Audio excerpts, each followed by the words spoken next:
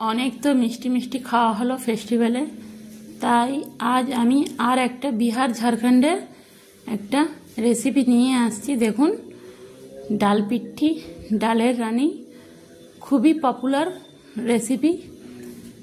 বানানোর জন্য এখানে আমি ছোলার ডাল, মসুর ডাল নিয়েছি। ছোলা ডালটা 3 ঘন্টা আগে ভিজিয়ে রেখেছিলাম, এরপরে বয়েল হতে দিয়ে দিয়েছি। এদিকে আমি আটাটা মেখে নিচ্ছি পিঠি বানানোর জন্যে।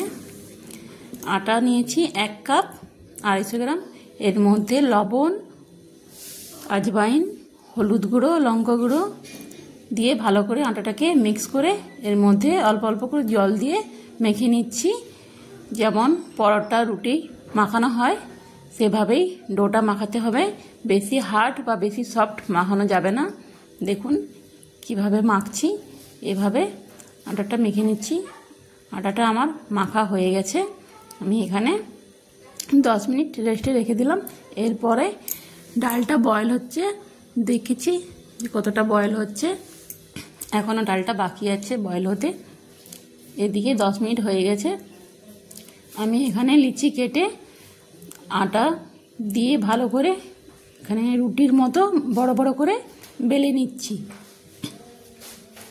দেখুন, একদম বড় বড় করে যতটা পারবেন বেলবেন। পাতলা পাতলা করে বেলতে হবে। যতটা পাতলা হবে ভালো হবে পিঠি বানাতে, আর খেতেও খুবই ভালো লাগবে। দেখুন এইভাবে একদম বড় বড় করে বেলে এবার আমি গ্লাসের মধ্যে ভালো করে ছোটো ছোটো করে কেটে নিচ্ছি। আপনাদের কাছে যেভাবে যাই শেপ দেওয়ার থাকবেন বানাবেন, গ্লাস, বাটি। আমি এখানে ছোটো ছোটো করে কেটে এবার একটা ফ্লাওয়ার শেপ দিচ্ছি। দেখুন 4টা মুখের ফ্লাওয়ার বানাচ্ছি। দেখতেও খুবই ভালো লাগে, খেতে তো খুবই ভালো লাগে।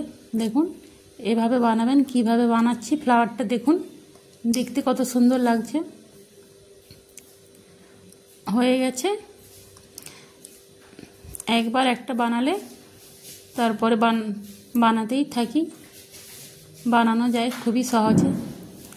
এরপর 3টা মুখের ফ্লাওয়ার বানিয়ে নিচ্ছি। দেখুন 3টা মুখ 4টা মুখের ফ্লাওয়ার বানিয়ে নিলাম। দেখতে খুবই সুন্দর। সবগুলো বানিয়ে নিয়েছি। দেখুন এরপরে ডালটা আমার ওদিকে বয়েল হয়ে গেছে। এবার ভালো করে ওখানে আমি ডাল কাঁটা দিয়ে ঘেটে নিচ্ছি। ডালটা চেক করলাম, দেখুন কতটা ম্যাশ হয়ে গেছে। ডাল কাঁটা দিয়ে ঘেটে নিচ্ছি। এরপরে ফ্লেমটা অন করে একটা কড়ার মধ্যে সরষের তেল দিলাম, গোটা জিরা, তেজপাতা, শুকনো লঙ্কা 2টা থেকে 3টা দিয়ে ভালো করে নেড়ে চেড়ে নিচ্ছি। সরষের তেলেই বানাবেন, সরষের তেলেই ভালো লাগে খেতে। এরপরে কেটে রাখা পেঁয়াজ দিয়ে দিলাম, রসুন, টমেটো দিয়ে ভালো করে একসাথে মিক্স করে নিচ্ছি। ভালো করে এটা ফ্রাই করতে হবে। এরপরে জিরে গুঁড়ো, ধনে গুঁড়ো, লঙ্কা গুঁড়ো, হলুদ গুঁড়ো দিয়ে ভালো করে মিক্স করে এটা ভালো করে আবার একসাথে মিক্স করে ফ্রাই করে নিচ্ছি। এরপরে বয়েল ডালটা এর মধ্যে দিয়ে দিচ্ছি। এটা ডালের তড়কা দেওয়া হয়ে গেল। এরপরে ভালো করে নেড়ে চেড়ে এটা যতক্ষণ না ফুটে একটু ফুটে নিচ্ছি। এরপরে লবণ দিয়ে দিচ্ছি। কত সুন্দর একটা কালার এসে গেছে দেখুন। এরপরে পিঠিগুলো যে বানিয়ে রেখেছিলাম ডালের মধ্যে একে একে দিয়ে দিচ্ছি। এখানে 10 থেকে 12 মিনিট ভালো করে ফোটাতে হবে, তাহলে বয়েল হবে। একরকম ইন্ডিয়ান পাস্তাও বলতে পারেন, খেতে খুবই ভালো লাগে। দেখুন এভাবে বানাবেন। খুবই হেলদি খাবার। যারা ভেজিটেরিয়ান, ভেজ খেতে খুবই পছন্দ করে তাদের জন্য খুবই ভালো। এখানে পেঁয়াজ রসুন ছাড়াও বানানো যায়, আদা দিয়েও বানাতে পারেন, খুবই ভালো লাগে খেতে। হয়ে গেছে দেখুন আমাদের ডাল পিঠি। উপর থেকে কেটে রাখা ধনেপাতা, 1 চামচ ঘি দিয়ে দিলাম। এরপরে ভালো করে নেড়ে চেড়ে নিয়েছি।